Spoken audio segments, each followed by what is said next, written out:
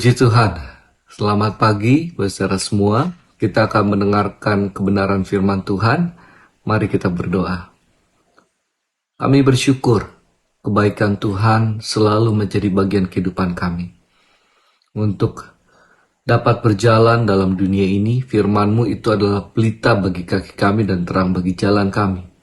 Urapan-Mu kiranya mengajar kami, membuat kami mengerti firman-Mu.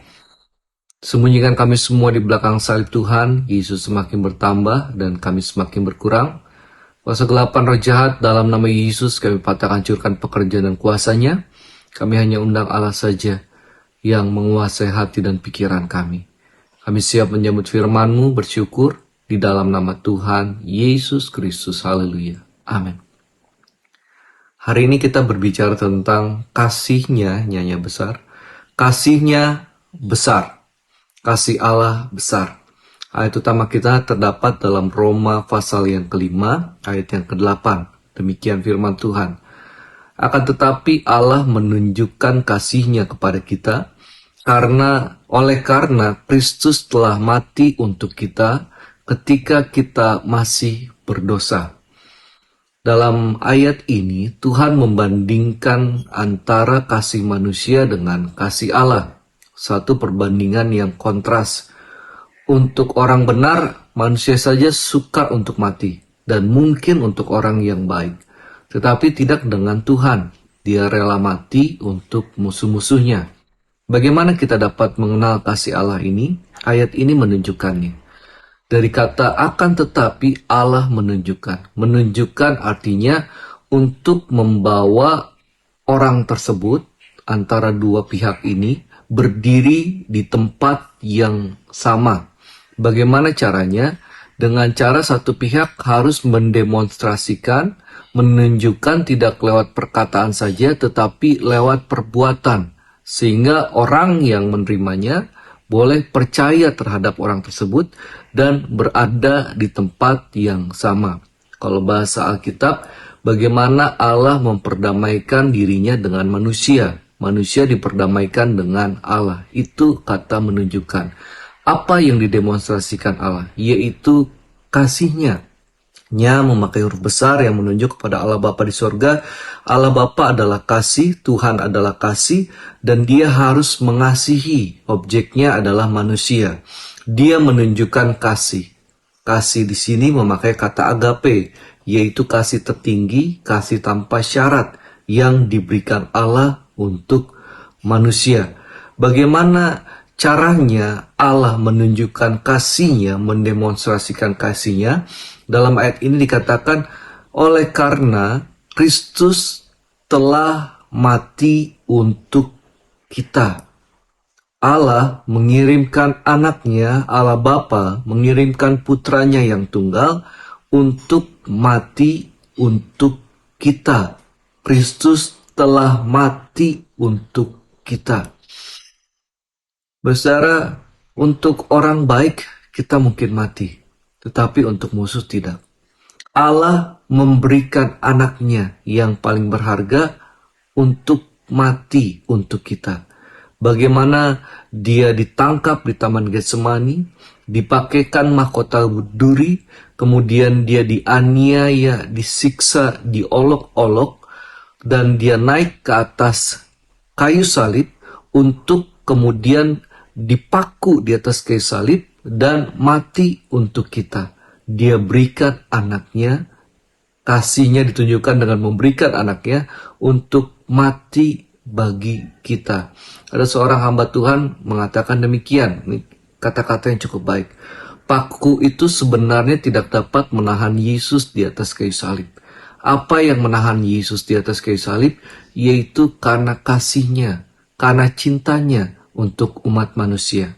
Sekarang saudara, kasih-Nya ini ditunjukkan kepada siapa? Nah, inilah yang saya sangat terharu dan saya sangat bersyukur. Dikatakan kasih-Nya ditunjukkan untuk kita. Kapan waktunya? Di sini dikatakan ketika kita masih berdosa. Allah mati bukan untuk orang benar. Tuhan Yesus mati bukan untuk orang baik. bukan untuk orang-orang yang tidak perlu tabib, yang tidak pernah berdosa. Tetapi menurut ayat ini, ketika kita masih berdosa terhadap Tuhan, Allah mati untuk kita.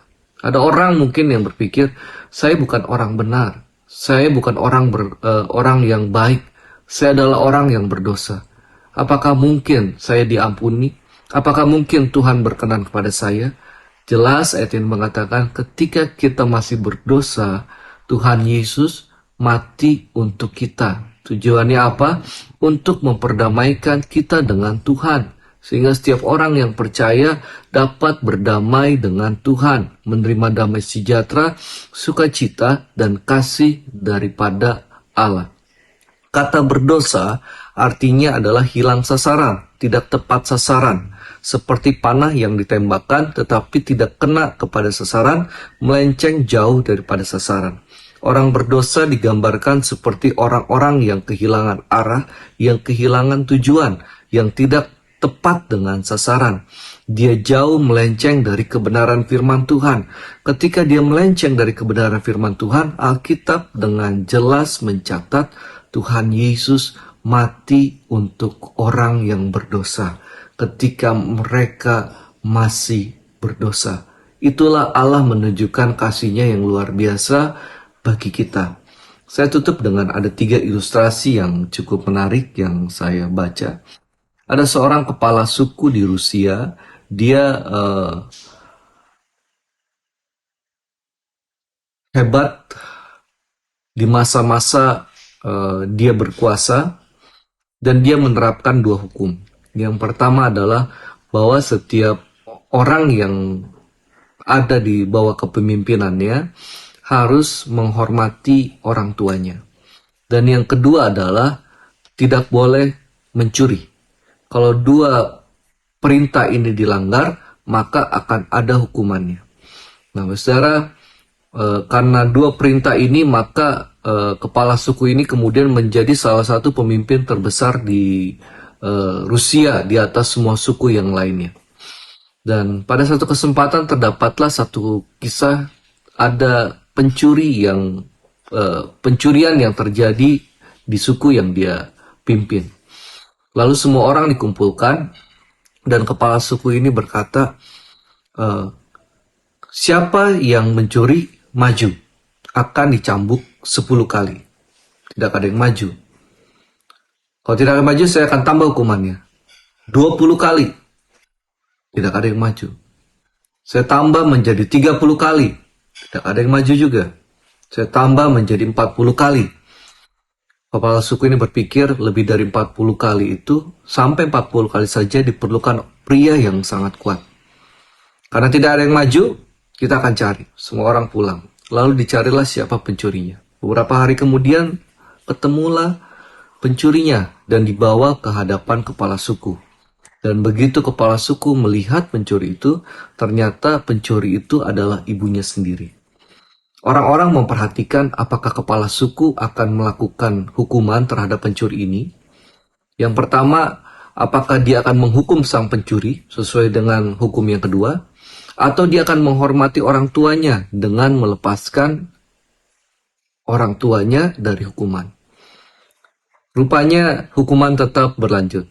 Sang mama orang tua ini, ibunya ini diikat, dibawa ke tengah lapangan. Tetapi ketika sang algojo hendak memecut mamanya ini, maka tiba-tiba sang kepala suku berdiri, membuka bajunya, lalu memeluk ibunya. Dan 40 kali cambukan itu mengenai kepala suku. Tidak ada hukum 1, hukum 2 yang dilanggar, semuanya dilakukan. Demikian juga Tuhan terhadap kita. Bahwa kita orang berdosa sebenarnya kita yang layak. Tetapi untuk musuh-musuhnya orang berdosa ini, Tuhan Yesus turun ke dunia dan mati untuk kita. Betapa Tuhan itu baik. Ilustrasi yang kedua kelihatannya tidak saya sempat sampaikan, tetapi kiranya ini boleh menjadi berkat bagi Bapak Ibu Saudara semua. Betapa Tuhan itu sangat mengasihi kita. Bahwa itu apapun keadaan bersaudara saat ini, pergumulan apapun yang dihadapi dalam dosa-dosa, ingatlah Tuhan Yesus mengasihimu. Mari kita berdoa. Karena cintanya Allah, kami boleh ada sebagaimana kami ada. Ketika kami menjadi musuh Tuhan, Engkau telah mati untuk kami orang berdosa. Betapa Yesus sangat baik dan terlampau baik mengasihi kehidupan kami. Ampuni kami Tuhan. Layakkan kami untuk hidup benar di hadapan Tuhan, sehingga kehidupan kami boleh menyenangkan hati Tuhan.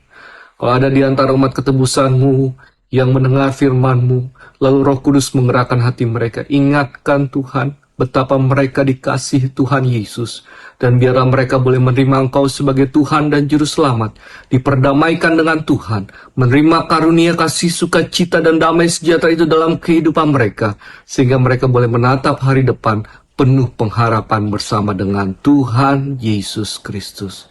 Inilah yang menjadi doa sembahyang kami. Di dalam nama Tuhan Yesus Kristus, kami sudah berdoa dan mengucap syukur. Haleluya. Amin. Selamat beraktivitas.